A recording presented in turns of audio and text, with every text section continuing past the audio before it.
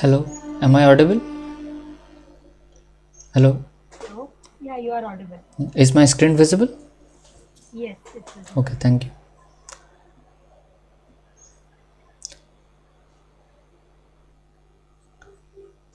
So, good afternoon, everyone. Welcome to this NPTEL live session for the NPTEL course Introduction to Machine Learning. My name is Ayan Maiti. I am a PhD scholar in the Department of Computer Science and Engineering at IIT Kharagpur. So, this is the week 9 live session, and in this live session, we will discuss some practice problems on topics like undirected graphical models and also some problems on clustering and also some problems on Bayesian network. So these are the topics that we will cover today, some practice problems on these topics, and I will also try to clear your doubts. If you have any, you can ask me. So we can start the problem solving session now. So this is the first question.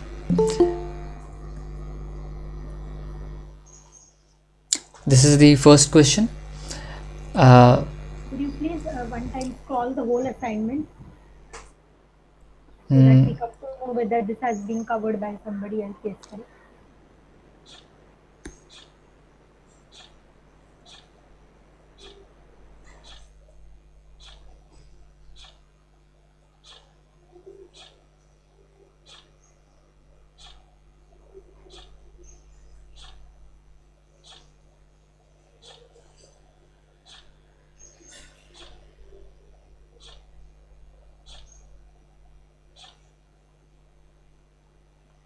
Is it okay?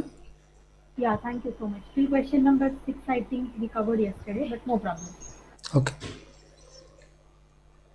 Yeah, you can, if you want to attend, you can attend, or otherwise, if you feel that it has been done already in another live session, then you can also leave. It's not a problem. Question number 5 onwards are new. Okay. So this is the first question. So in this question, undirected graphical model is given here, which consists of 6 nodes, you can see, and you have to find out which of these nodes are conditionally independent of each other given node B.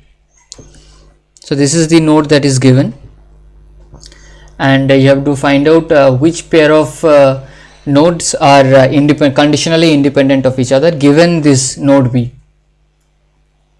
And there are 5 options: A, D, D, E, C, D, A, F, and none of the above.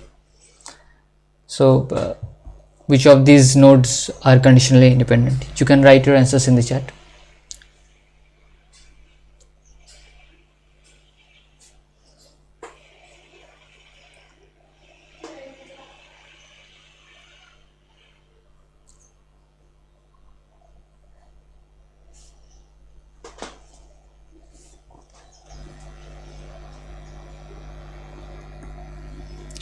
So Dr. Preeti Jain says E, which is none of the above. Any other answers?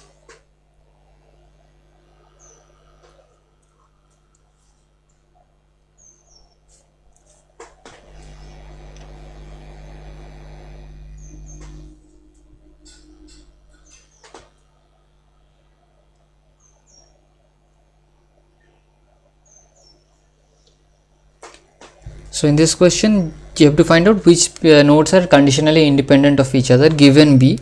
So this node B is given, and so first option is A and D. So let's check, A is here and D is here. So for conditional independence, you have to check whether all the paths from A to D are passing through B or not. If all the paths are passing through B, then given B, these two nodes are conditionally independent. And if at least one path we can find that is not passing through B, then it is those two nodes are not conditionally independent. So from here we can see that from A to D, this is one path that is not going through B. So we can find this one path which is not going through B, that means given B, these two nodes A and D are not conditionally independent. We need all the paths to go through B. Now in the second option, D and D. So first option will not be the correct answer. D and D. So here is D, here is E, and we can find is direct path from D to E or E to D. So it is also not passing through B. So these two are also not conditionally independent given B. There is one path that passes through B, but we can find at least one path that is not passing through B. So that is enough for us to conclude that these two nodes are not conditionally independent. And then third is C and D. So here is C and here is D, and for this pair of nodes we can again find at least one path which is not going through B, C to E and E to D. So this is one path.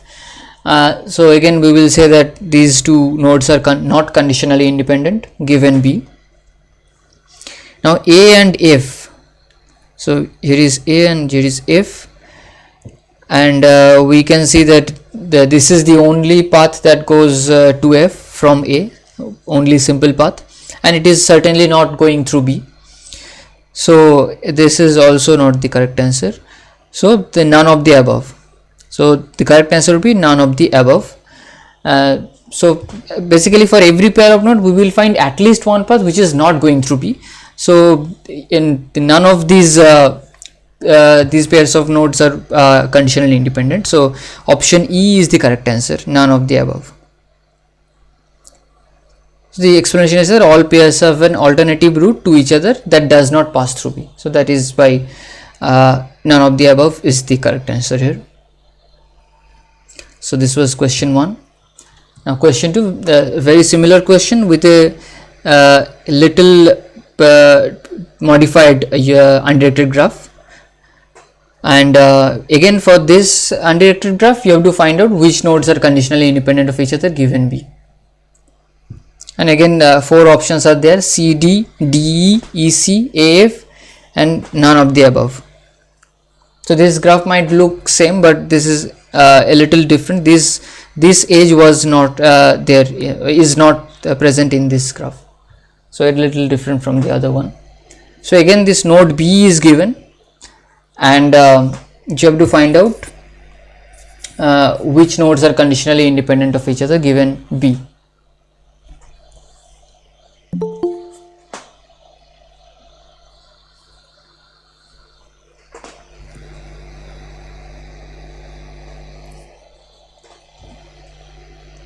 So you can write your answers in the chat.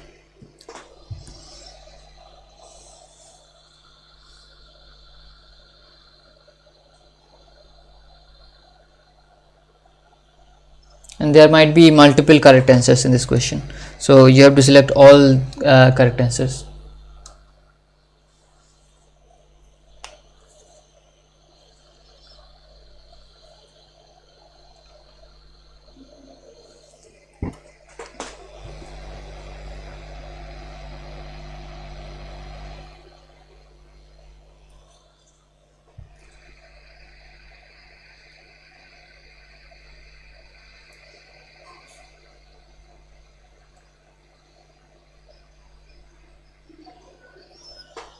So Dr. Preeti Jain says C, which is this one, E and C, A.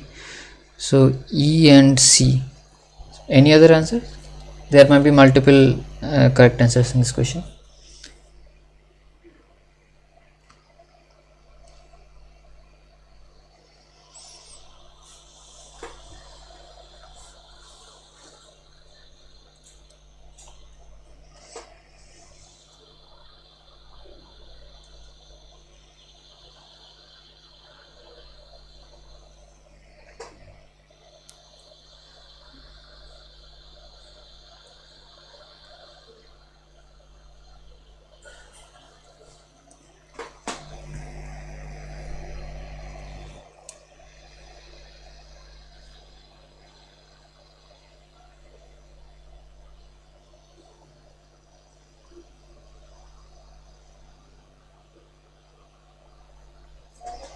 So Dr. Priti Jain says and A, so A is also, she is saying A is also correct. Okay.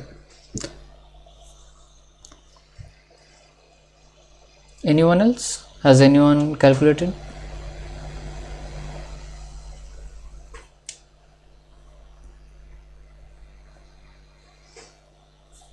So in this question, you have to apply the same method here. So you have to analyze each of these options. First option is C and D. So C and D, these are the two nodes given, and these are the two nodes we have to investigate, and B is the node that is given.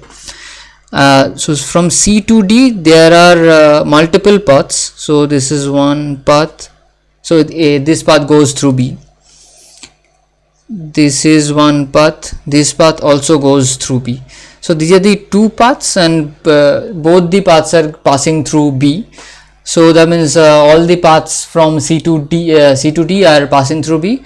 So C and D are conditionally independent given B. So option C, D, A, option A, which is C and D, is correct.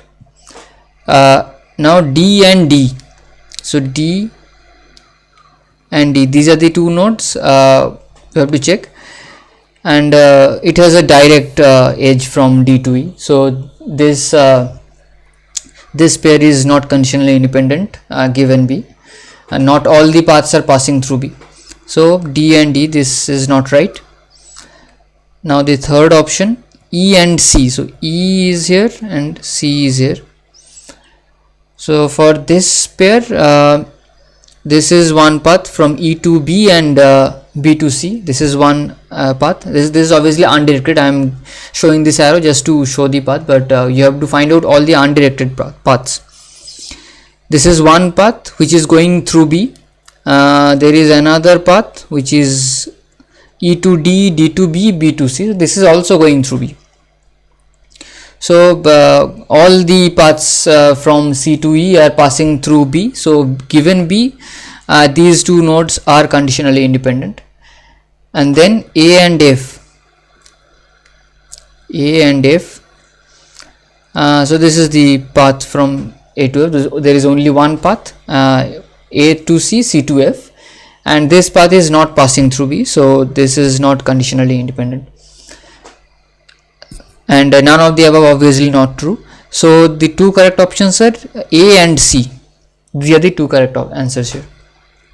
So you have to basically find out whether you can reach from one node to another via a path which is not passing through B.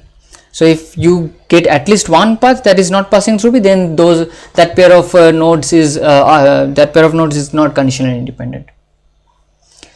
So in this case we find out that A and C are the correct answers. Yeah.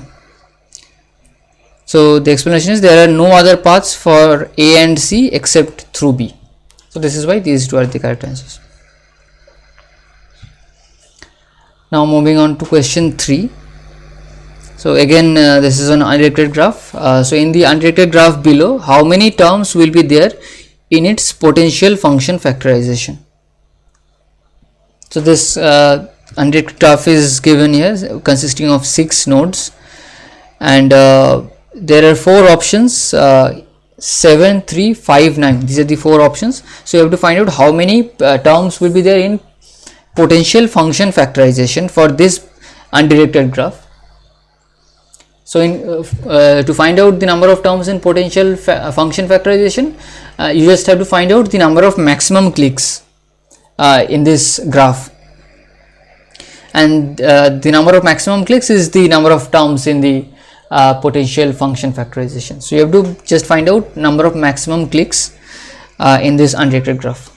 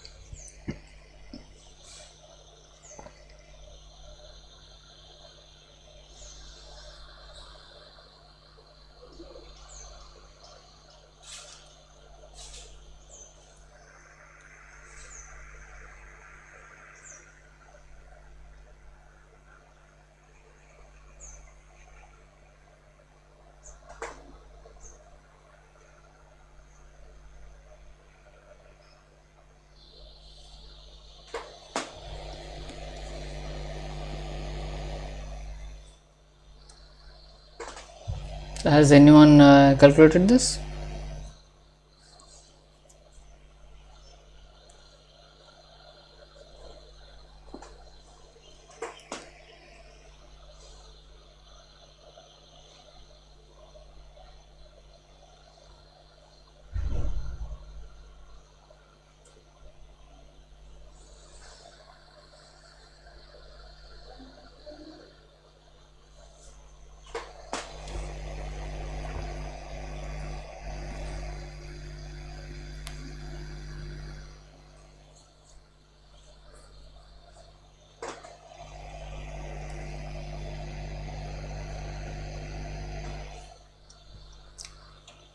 As I already told that you have to find out the number of terms in the potential function factorization, you have to find out the number of maximum clicks in this undirected graph.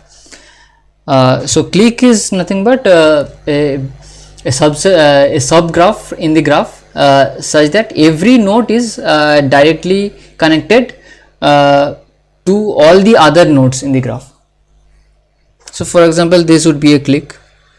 So if these are the 4 nodes and so you can see that each node is directly has a direct edge to every other node in this subgraph, if it is a subgraph, or it can be also a graph. So this is a click that every node is connected to every other node, not just connected, every node has an edge to every other node. Similarly, if we have 5 nodes, then 5 nodes in a subgraph, then this would be a this would be a click, and also this is also a click consisting of 3 nodes. So just all the every node is connected to every other node. So this is a click. Now you have to find out max clicks or maximum clicks. So maximum click is such that you cannot expand that click anymore, so that you cannot add any other node to that click, and you cannot add any other node to that click, and if you try to add any other node, it will break the criteria for click.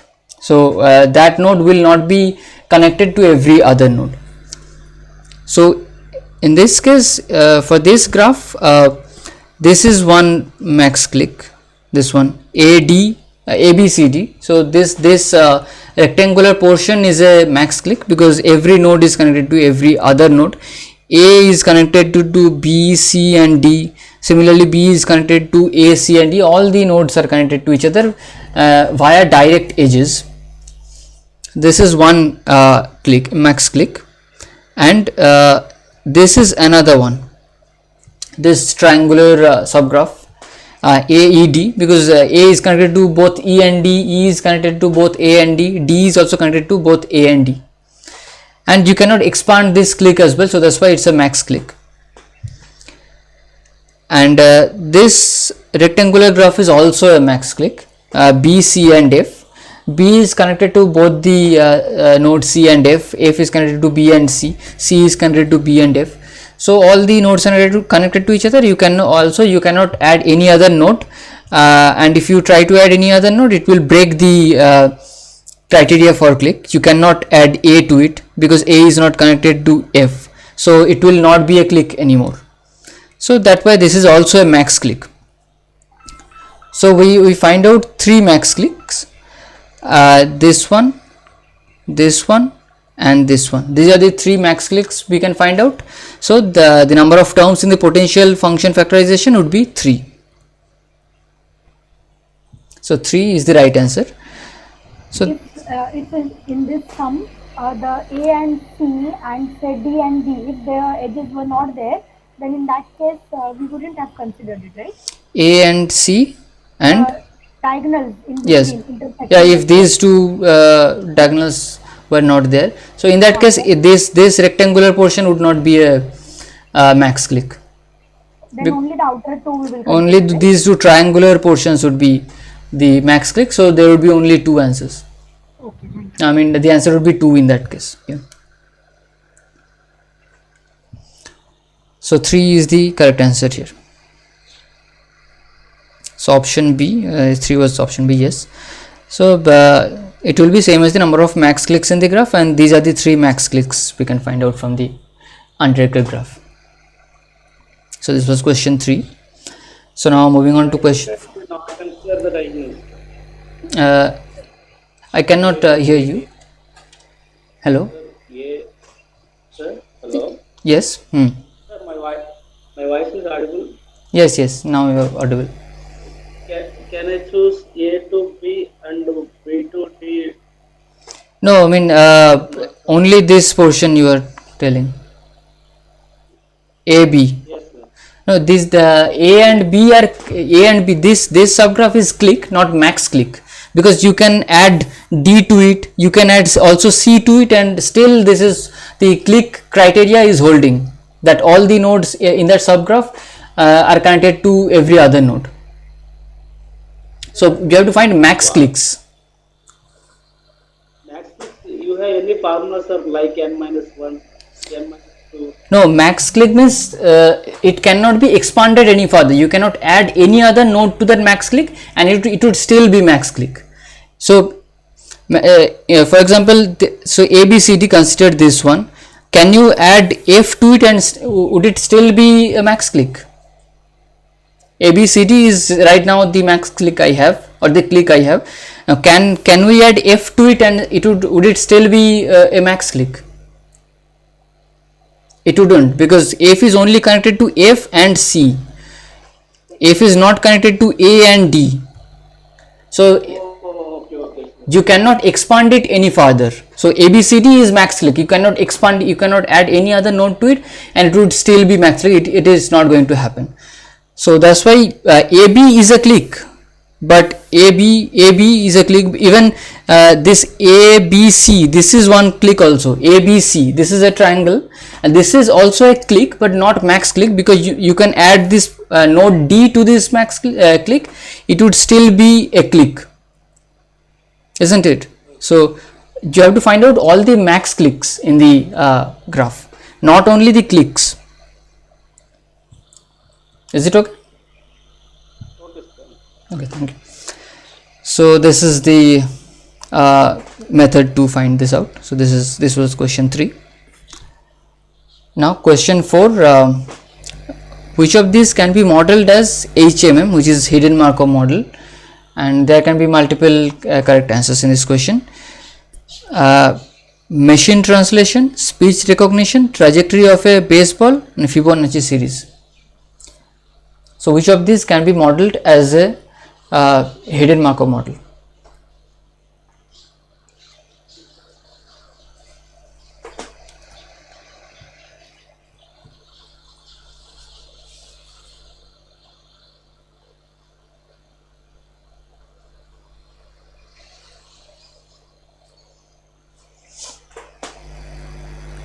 Dr. Preeti Jain says A and B, machine translation and speech recognition. Okay, so anyone else?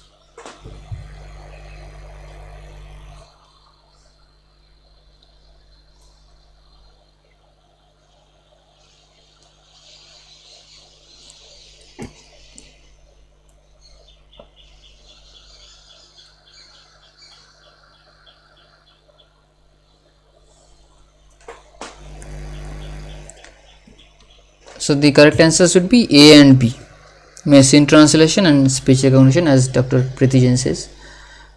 Dara Srinivasa Rao also says A and D.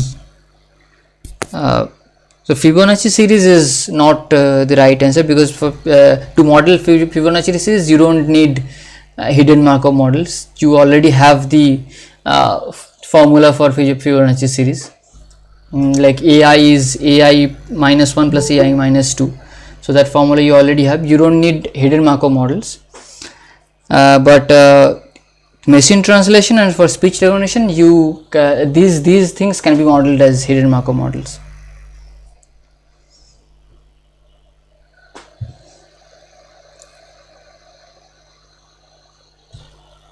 So these are the two correct answers, A and B. Now moving on to question 5. This is again on HMM. So HMMs are used for finding these. Select all that apply. There are 4 options. Probability of a given observation sequence, all possible hidden state sequences over an observation sequence, most probable observation sequence given the hidden states, and most probable hidden states given the observation sequences. These are the 4 options, and for which of these we use hidden Markov models, and it can have multiple answers.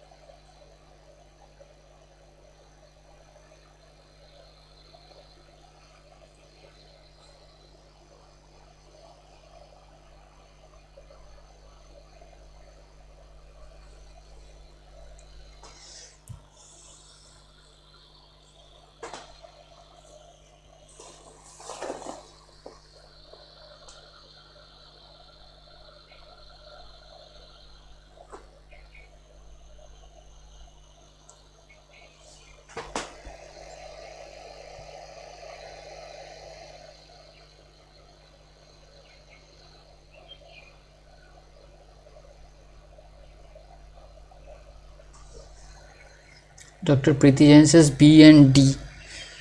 B is all possible hidden state sequences given an observation sequence, and D is most probable hidden states given the observation sequence. Anyone else?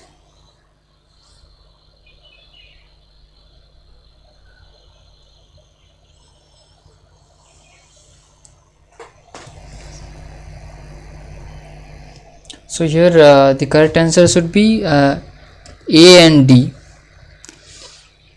So HMM is used to find out the probability of a given observation sequence. So if let's say y1, y2, y3 is a observation sequence that you get from some source. So y1 is y1, y2, y3 may be a sentence, or even it can also be an audio. So y1 is one word, y2 is one word, y3 is another word. So these are the 3 words that make up a sentence. So using HMM you can find out the probability of this sequence, that y1, y2, y3. What is the probability that y1, y2, y3 can occur in a text? This sequence can occur in this order in a text.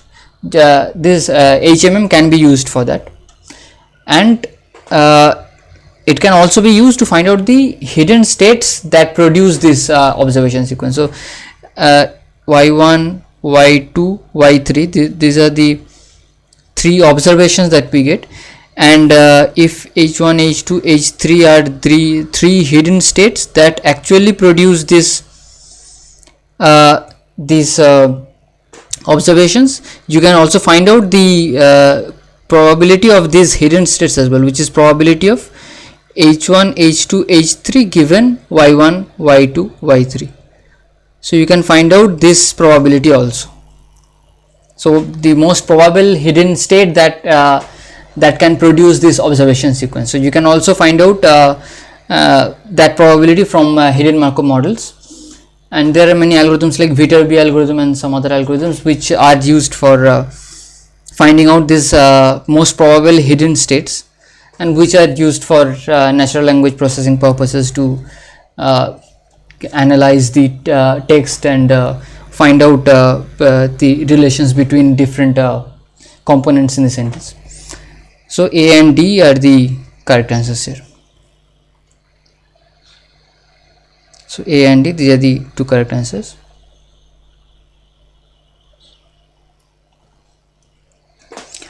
Now question 6.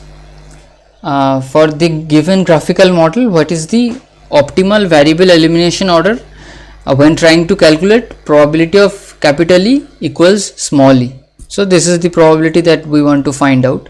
E is the random variable, capital E is the random variable, and small e is just a value that it can take.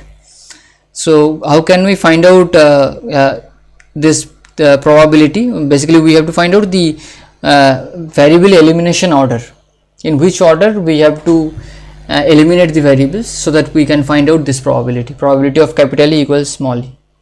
And this Bayesian network is given here, A, B, C, D. There are 5 nodes and there are 4 options.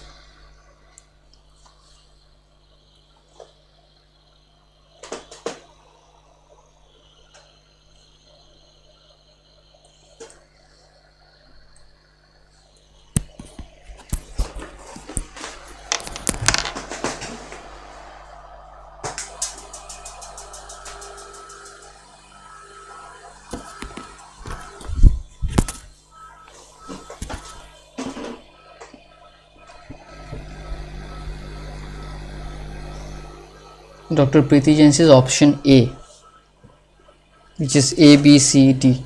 This is the answer she has given. Anyone else?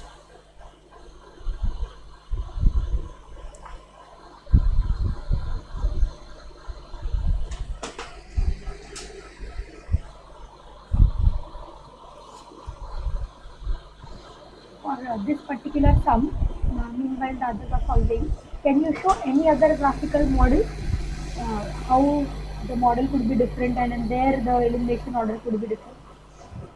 I don't have any exact Bayesian network right now, but I can show you a small network. Yeah, Small will also do here. It will do. No? yeah. After I complete this question, then I can show you one small one. So in this Bayesian network, you have to find out the optimal variable elimination order. So you can see that A is not dependent on anything else, B is dependent on A, and C is dependent on B, D is dependent on C, and E is dependent on D. So this is the order of dependencies. So from this we can say that first we will find out the probability of B, because it is only dependent on A. We have to obviously know probability of A, otherwise we will not be able to find out the probability of B. So first we eliminate A and find out probability of B. Now the C is only dependent on B, and if probability of B is already known, we can find out probability of C. And now if C is known, D is only dependent on C. So now from probability of C we can find out probability of D. Now once probability of D is known, we can find out probability of E also. So this is the optimal variable elimination order, that first we eliminate A, then we eliminate B, then C, then D. So this is why the ABCD is the correct answer. So we can also show it mathematically. So this is how we can do this. So probability of capital E equals small e, this is what we want to find out, and for this we have to do this, calculate this marginal probability. Basically probability of A, B, C, D, E, this is the joint distribution that we have, and we have to sum over A, B, C, D, because only E is the variable that will remain at the end. We have to sum up all other variables. So all these variables would go out, only E would remain. And how can we do that? As we have already shown that A is not dependent on anything, so A is easiest to eliminate at first. So we can this joint distribution can also be written like this, using this conditional distributions. Probability of A into probability of B given A, because B is only dependent on A. Then probability of C given B, because C is dependent on B only. Then probability of D given C, because D is only dependent on C, and finally probability of E given D, because E is only dependent on D. So this way we can also write this joint distribution. Now we first compute this thing, summation over A, probability of A into probability of B given A. We compute this thing. Then once we have computed this, now we compute this summation over B. then summation over C, and then summation over D. So this is what we are doing in the next step also. First we sum over A, then we sum over B, then we sum over C, then we sum over D. So this is the order in which we will eliminate the variables, and finally only the E is the only variable that will remain at the end. So this way we can find out. And if I have to give any other example, if consider this is a small graph A, this is B, this is C, and this can be D. If this is one graph, then obviously A is not dependent on anything, so we already know the probability of A, and the B and C you can compute in any order, because B and C both the variables are only dependent on A. So you so first you eliminate A, then you can eliminate B, even eliminate C, any of these two, because B and C both are dependent on A, and finally you will get to D.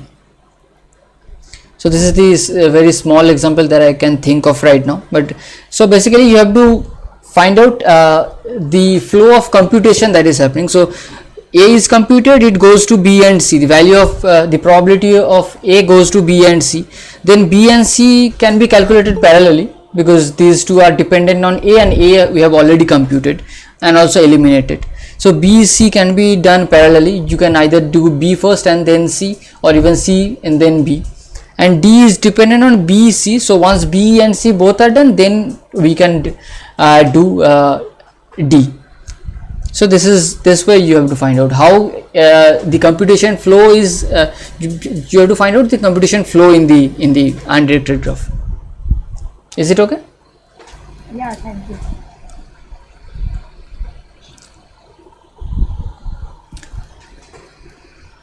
So now question 7. Belief propagation is used for, there are 4 options. Calculating MAP estimates, which is maximum a posteriori estimate. Option B is calculating joint probability. Option C is calculating conditional marginal. Option D is none of the above.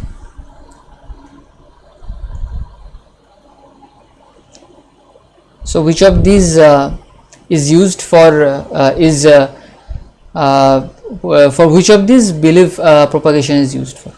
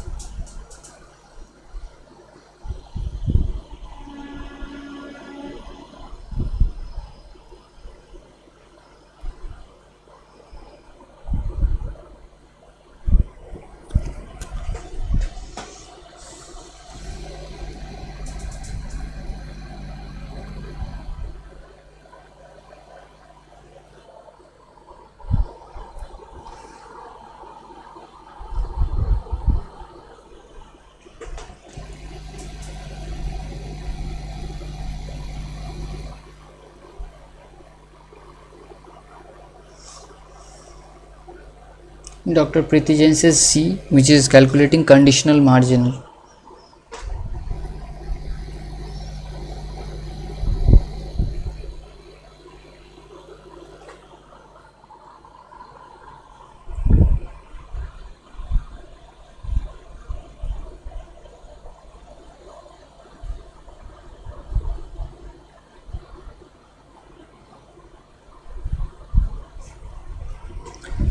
So correct answer is C, calculating conditional marginals.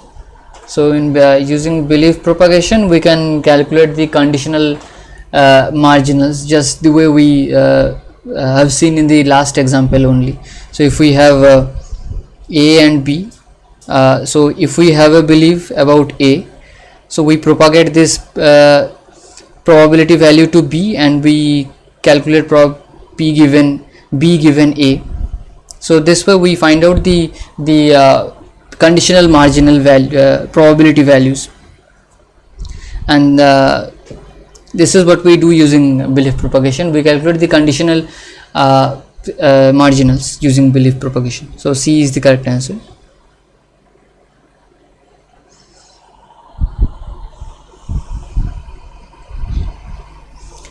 Now question D, this is on Bayesian network.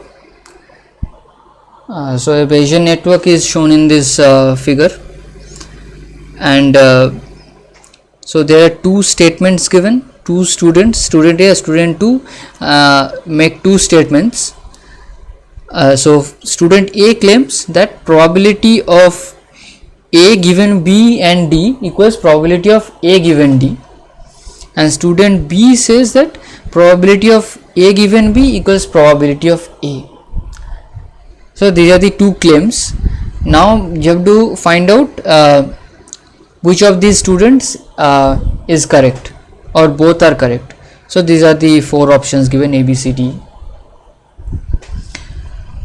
So whether student A is correct and student B is also correct, or whether student A is correct and B is not correct, or A is incorrect and B is correct, or both are incorrect. So you have to find out that.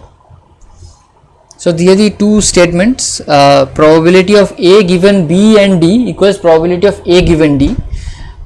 This is claimed by student A, and student B claims that probability of A given B equals probability of A. And this is the Bayesian network given, and based on that you have to find out the answer.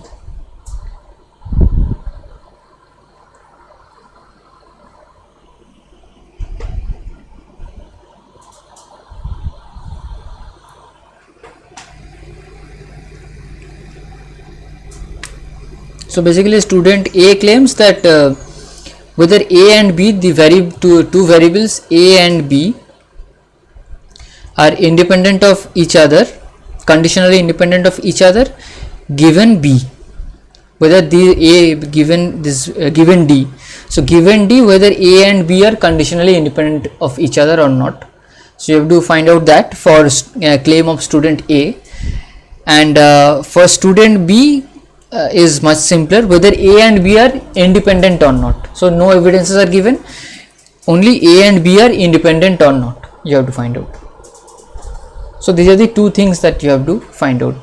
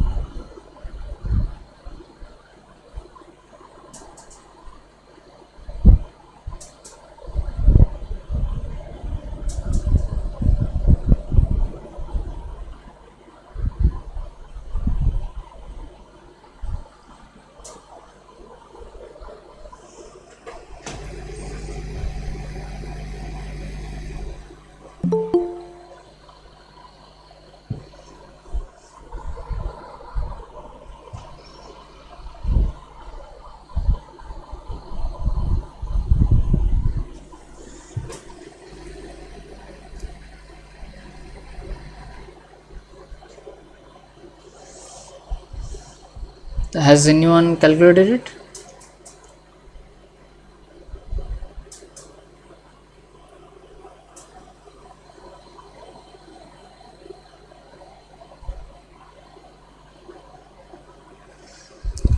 So first claim is whether these two nodes A and B are conditionally independent or not given D. So this is what the student A claims. Student A claims that the A and B are conditionally independent given D. So we have to first find out that whether that is correct or not. So from this diagram we can see that D is given, and which is a descendant of C. And if we have a structure, if you go through the lectures, if you have a structure like this, I, J, K, these are the three nodes, and there is an edge from I to J and an edge from K to J, and there is some descendant J dash of J. Might not be the immediate descendant, but any descendant at a later stage also it might also happen, J dash. So if J or even J dash is given, I and K, these two nodes cannot be conditionally independent. So this was the third rule of D separation in Bayesian network. So if you have such a graph structure that from I to J there is an edge, and from K to J there is an edge. So both the edges are coming towards J, and if J or any of the descendants of J, for example J dash, is given, then I and K, these two nodes I and K, cannot be conditionally independent, are not conditionally independent. And this case is very similar to this one, isn't it? So A, B, these are the two edges coming towards C, and D is the node given which is a descendant of C. So exactly this case. So if D or even C is given, then A and B cannot be conditionally independent. So the claim of student A is incorrect. If C or even D is given, A and B are not conditionally independent. This is from the third rule of D separation. So this is there in the video lectures as well. You can find out there are three rules of D separation. Using those three rules, you can find out this conditional independences between different variables given some evidence. And now coming to the second claim, which is probability of A given B equals probability of A, which is much easier. It just says whether A and B are independent or not just conditionally, but only independent or not. And from here you can say that A and B are not dependent on any other nodes, and A and B are also not dependent on each other. So A and B are certainly independent of each other. So if no evidences are given, A and B are independent of each other, not conditionally. A and B are independent of each other, because you can see that the two edges are coming towards only C, so no other edge is coming towards A. So A and B are not dependent on any other nodes. So A and B are certainly independent of each other. So student A is incorrect and student B is correct. So this is how you have to solve such questions. For conditional independency, you have to follow the D-separation rules, whether the node which is given D separates the two nodes or not. So in this case, D is not able to D separate A and B. So that's why student A's claim was incorrect. But student B's claim is correct, that A and B are independent, and there is no evidence given, so A and B are independent. So this was the answer, option C. Is there any doubt in this question? Because these questions can be a little difficult and tricky.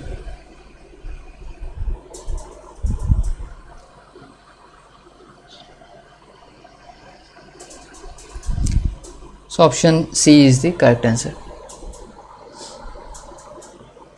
Is there doubt in this question?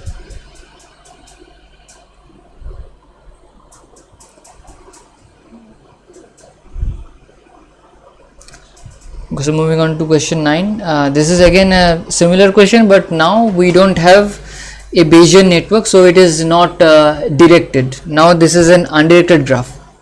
So this graph is an undirected graph, So this is an undirected graphical model consisting of 5 nodes A, B, C, D, E, and again we have two claims by two students, student A, student B. So student A claims that probability of A given B equals probability of A, and student B claims that probability of A given B and C equals probability of A given C. So these are the two claims, and which of the following claims, which of the following is true, which of the following of these options is true, whether A is correct and B is incorrect, or A, B both are correct, or A, B both are incorrect. So you have to find out that. So this graph looks very similar to the previous question, but the previous one was directed, so that was the Bayesian network, but in this case we have an undirected graphical model. And for undirected graphical model, this dependencies and conditional dependencies are much easier to find.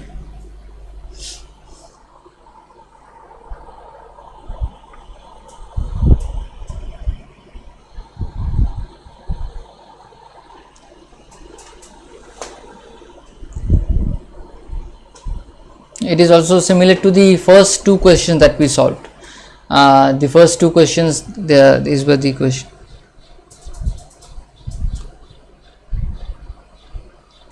Yes, exactly like these questions. So these were also undirected graphs, and we were trying to find out whether a given pair is conditionally dependent or independent given some evidence. Here also the in this question also the graph is undirected, so you have to apply similar methods.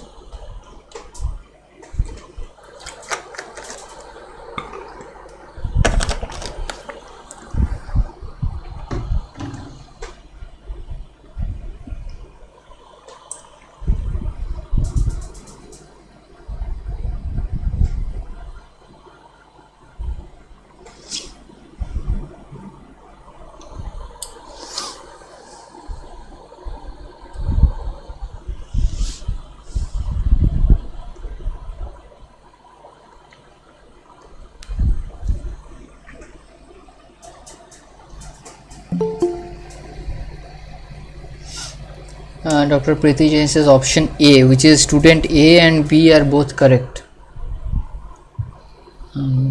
Any other answers? Anyone else who has computed?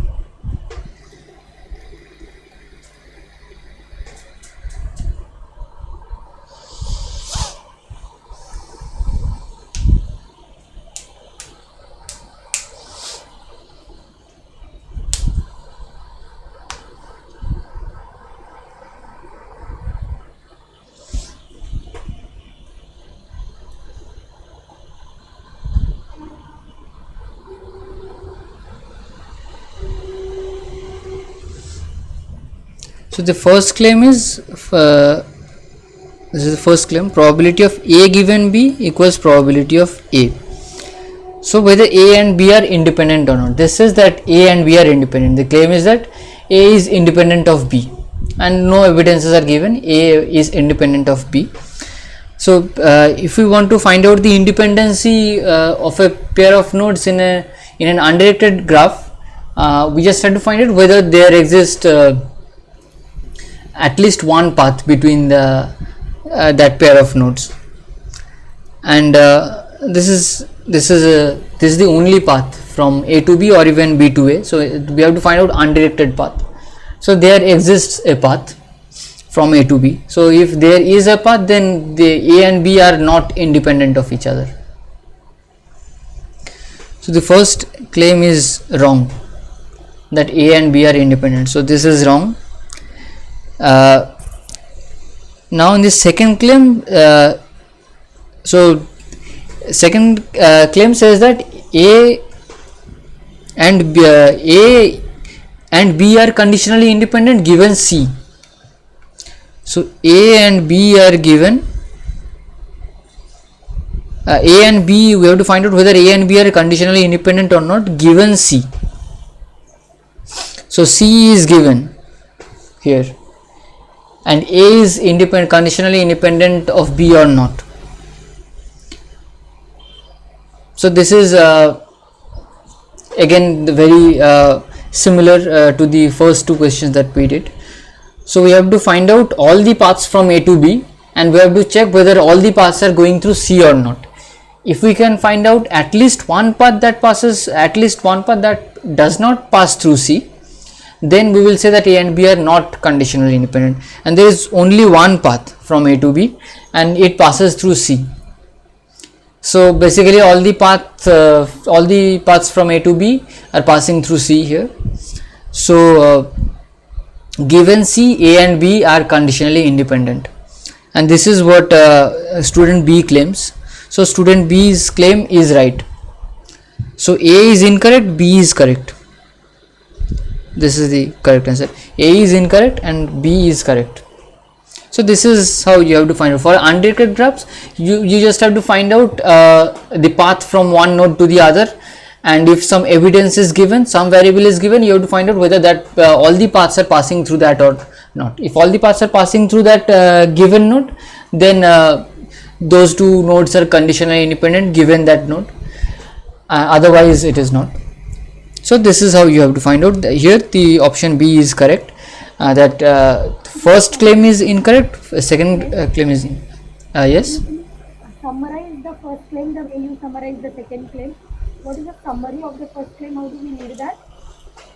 So the first claim is just A and B are independent or not.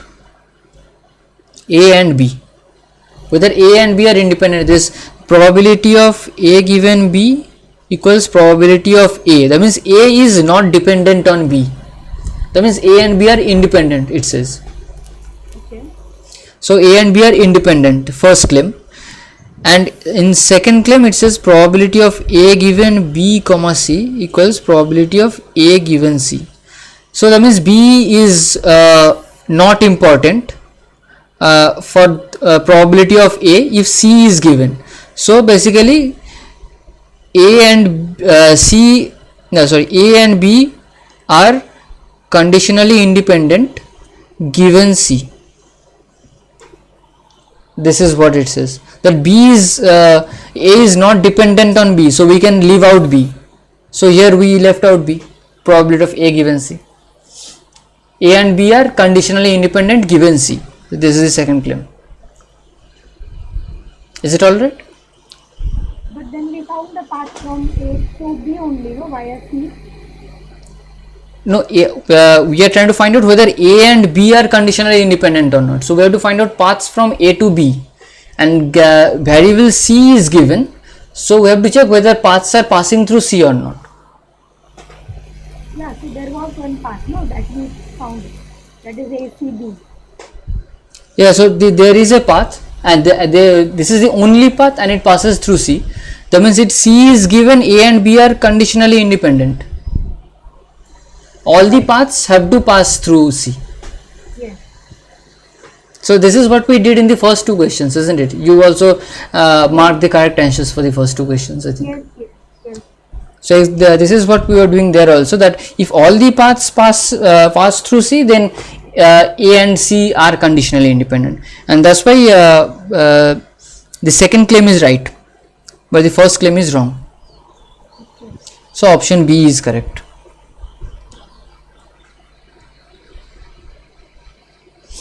Student A is incorrect, student B is correct.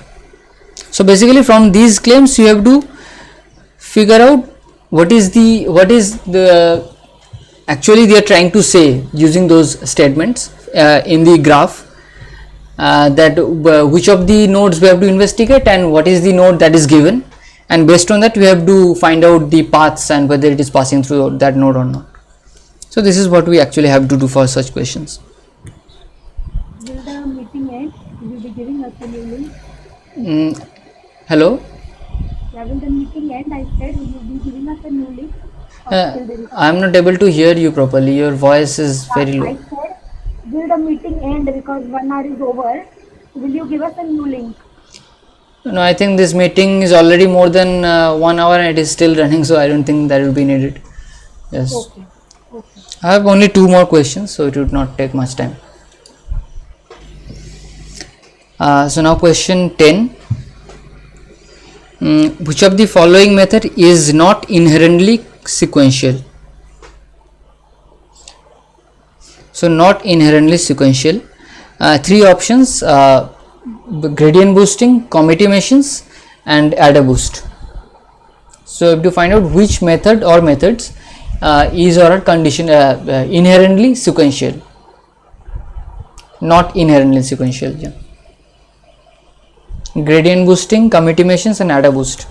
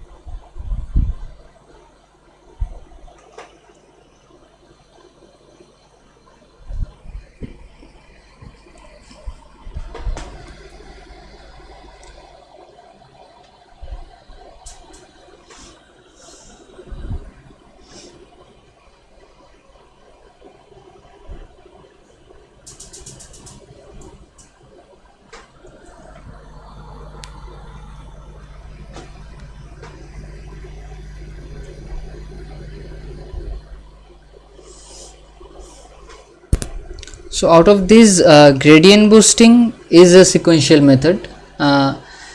It tries to boost the classifier based on the error that we have received in the previous steps. Similarly, adder boost also is a boosting algorithm, and boosting algorithms are sequential in nature because it tries to create multiple classifiers, and it tries to give importance to the classifiers that has lower errors. So that way these two methods are sequential in nature. But committee machines is a much easier method and much simpler method, and it just it is not sequential. So it just creates multiple classifiers on the same data set, and then combines the output of different classifiers to predict the final output. It's very similar to bagging. So that's why the correct answer would be committee machines. Committee machines or is not sequential. You create multiple classifiers from the same dataset and then combine the outputs of all those classifiers to output the final to predict the final output. So committee machines is the correct answer. Now question 11, this is the final question. So this is on clustering. So which among the following is or are some of the assumptions made by K-means algorithm using Euclidean distance measure, assuming Euclidean distance measure. So K-means, in K-means algorithms, what are the assumptions that we make? There are four options.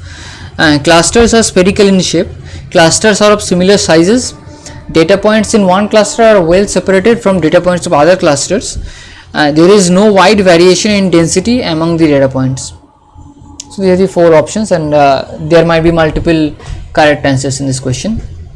So what are the assumptions made by K-means algorithm?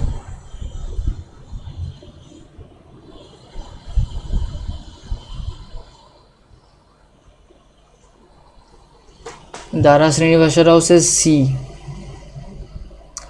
Sushila Dhaka says C and D. C, data points in one cluster are well separated from data points of other clusters, and option D is there is no wide variation in density among the data points.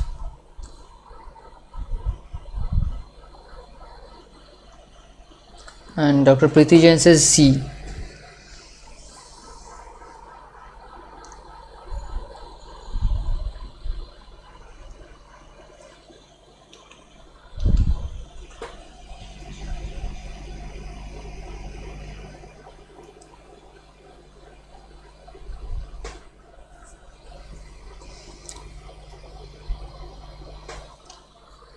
So the assumptions made by K-means A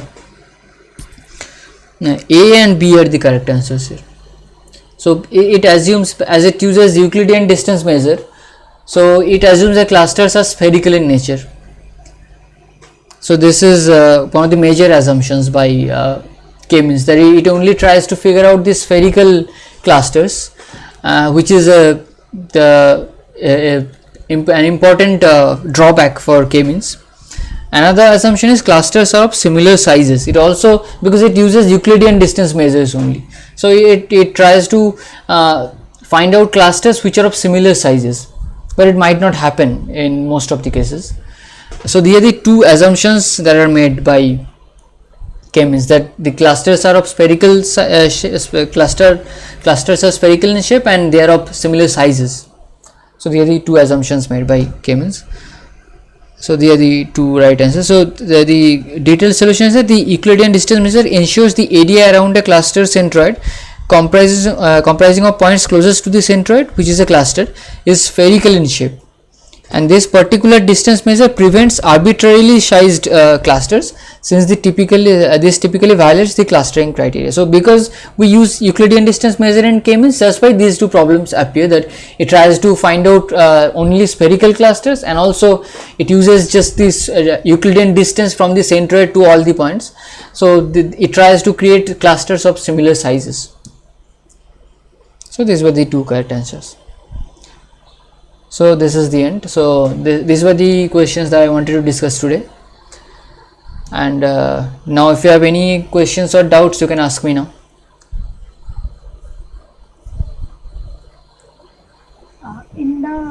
I was trying to solve for assignment 11. So in the sum for K-means, the data points are given and we are asked to find the centroid. So how, I mean, so many times is there any shortcut to do the calculations of subtracting the distance and then finding the mean, or we have to manually do it so many number of times? Uh, Because into for so 2 marks, do you have to write a program for that, or just you no, have? we have to find the new centroids for K-means. So a numerical problem is given in the assignment Yes, 11. yes, numerical problem. Uh, no, I mean you have to sum all the points and find out the centroid, and then find out the distance from the centroid using the Euclidean distance. So there are no other shortcuts. Okay. Yeah.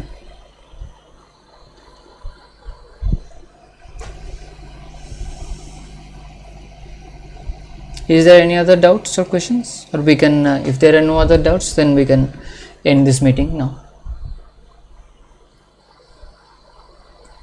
Would you be taking BIR-CH algorithm and those problems next week? Yeah, next week I will try to solve some practice problems on the clustering algorithms. Okay.